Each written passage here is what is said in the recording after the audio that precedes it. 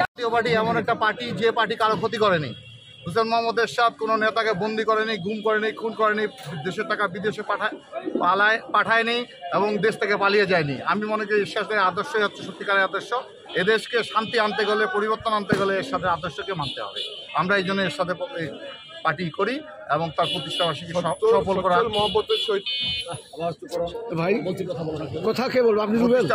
প্রতিষ্ঠাবার্ষিকী সফল করার লক্ষ্যে এটা একটা মিছিল রেলি। যে 1 জানুয়ারি 1986 জাতীয় পার্টি প্রতিষ্ঠা হয়েছিল একটি বৈষম্যহীন রাষ্ট্র তৈরি করার জন্য এবং একটি উন্নয়ন এবং ন্যায় বিচার ভিত্তিক সমাজ ব্যবস্থা চালু করার জন্য। আপনারা জানেন যে 3টি দল দেশ পরিচালনা করেছে, জাতীয় পার্টি, বিএনপি এবং আওয়ামী লীগ।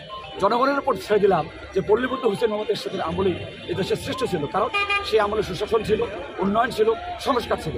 আপনি যে জেলায় যাবেন পল্লীবন্ধু জেলা পরিষদ পাবেন, আপনি যে উপজেলায় যাবেন পল্লীবন্ধুর উপজেলা পরিষদ পাবেন। সুতরাং পল্লীবন্ধু হুসেইন মোহাম্মদ এরশাদের আদর্শকে ধারণ করে আমরা জাতীয় পার্টিকে এগিয়ে নেব। জিএম কাদেরের নেতৃত্বে, জিএম কাদেরের নির্দেশে জাতীয় পার্টিকে আমরা আরও বেগবান করবো ইনশাআল্লাহ।